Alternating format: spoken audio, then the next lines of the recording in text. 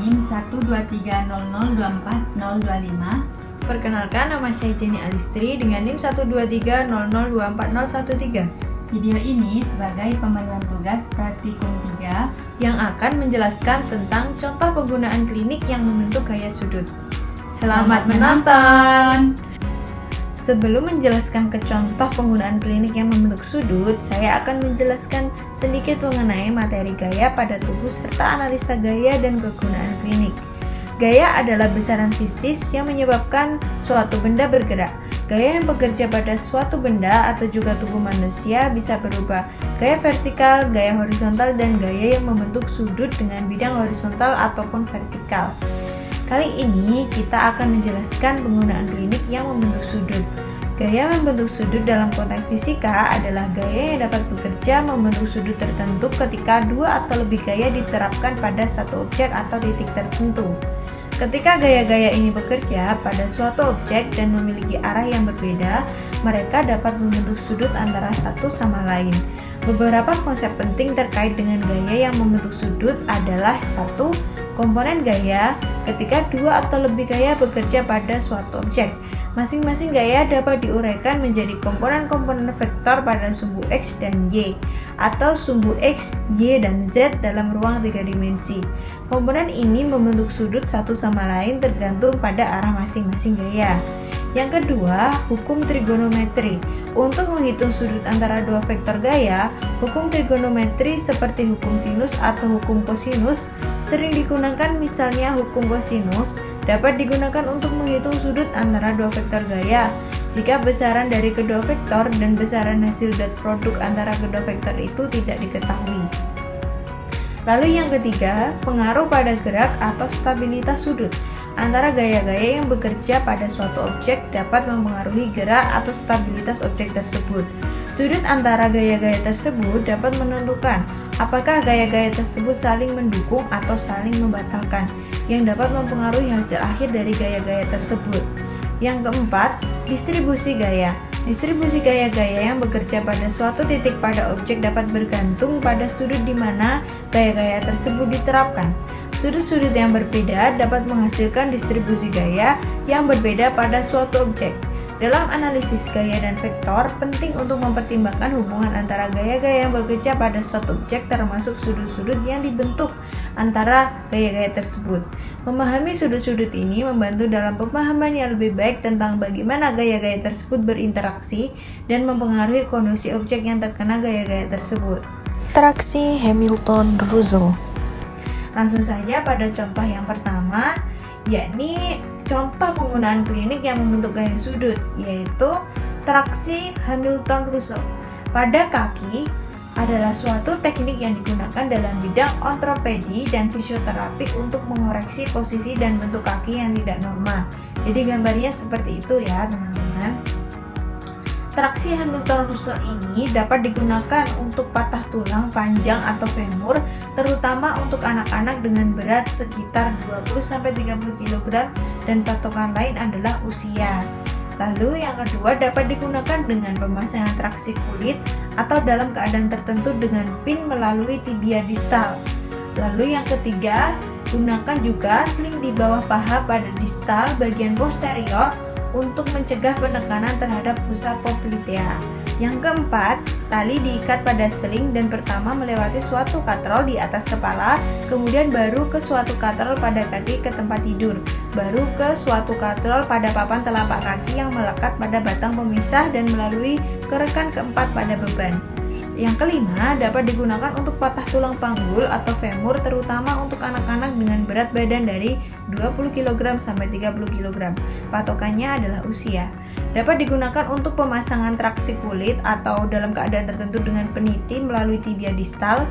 Juga dapat digunakan juga sling di bawah paha pada distal bagian posterior untuk mencegah penekanan terhadap fossa poplitea. Teknik traksi Hamilton-Russell pada kaki melibatkan penggunaan alat traksi yang dirancang khusus untuk mengoreksi posisi kaki.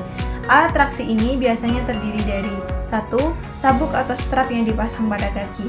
2. Kabel atau tali yang dihubungkan dengan alat traksi. 3. Sistem pengaturan yang memungkinkan penyesuaian posisi kaki. Tujuan dari teknik traksi Hamilton-Russell pada kaki ini adalah yang pertama, mengoreksi posisi dan bentuk kaki yang tidak normal. Kedua, meningkatkan fungsi dan mobilitas kaki. Yang ketiga, mengurangi nyeri dan ketidaknyamanan pada kaki. Namun, perlu diingat ya teman-teman bahwa teknik traksi Hamilton-Russell pada kaki harus dilakukan oleh dokter atau fisioterapis yang berpengalaman dan terlatih dalam bidang ortopedi dan fisioterapi. Traksi Skull Caliper. Yang kedua merupakan traksi skull calipers. Traksi skull calipers atau traksi dengan penjepit kepala atau skull traction adalah metode traksi yang digunakan pada kepala dengan menggunakan alat khusus yang menjepit tengkorak.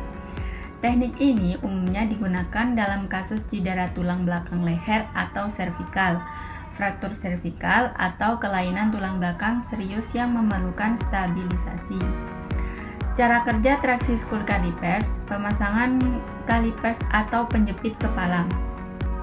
Alat penjepit dipasang ke tulang tengkorak dengan menggunakan skrup kecil yang menembus kulit kepala hingga mencapai tulang.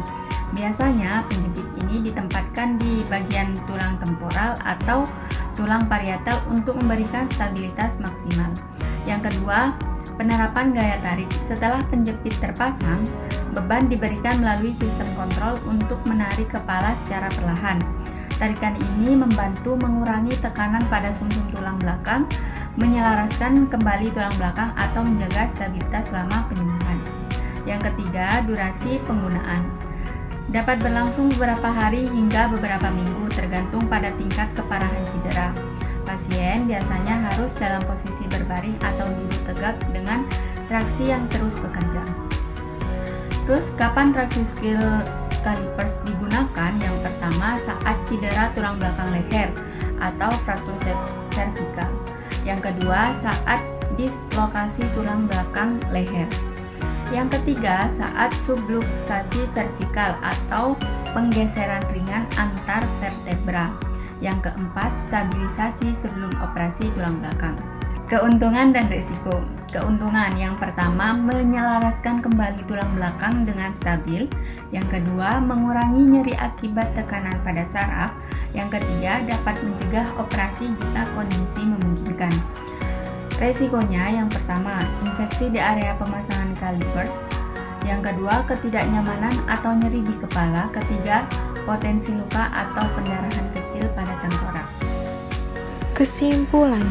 Kesimpulan mengenai materi yang sudah kita paparkan tadi, yang pertama, traksi Hamilton-Russell pada kaki digunakan untuk mengobati fraktur femur paha dan cedera sendi lutut.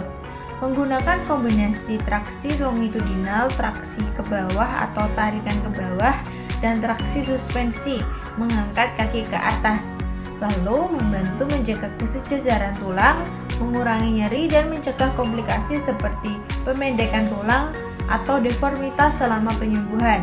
Biasanya diterapkan sebelum operasi atau sebagai metode konservatif dalam penyembuhan fraktur. Yang kedua, traksi skull calipers digunakan untuk mengatasi fraktur servikal atau cedera tulang belakang leher dengan memberikan tarikan langsung pada tengkorak. Alat penjepit calipers dipasang ke tulang tengkorak dengan skru kecil untuk menahan kepala dalam posisi yang benar, membantu mengurangi tekanan pada sumsum tulang belakang dan menyelaraskan tulang belakang dengan mencegah perburukan cedera. Biasanya diterapkan dalam kondisi darurat atau sebelum operasi stabilisasi tulang belakang. Kesimpulan umum, baik traksi Hamilton-Russell maupun traksi skull calipers adalah metode yang bertujuan untuk menjaga stabilitas tulang dan mempercepat penyembuhan cedera serius. Traksi Hamilton-Russell digunakan untuk fraktur kaki, sedangkan traksi skull calipers diterapkan pada cedera leher dan tulang belakang. Keduanya harus dilakukan dengan pengawasan medis ketat untuk menghindari komplikasi. Sekian penjelasan dari video kita. Jika ada kurang lebihnya mohon maaf. Terima Terima kasih sudah menonton.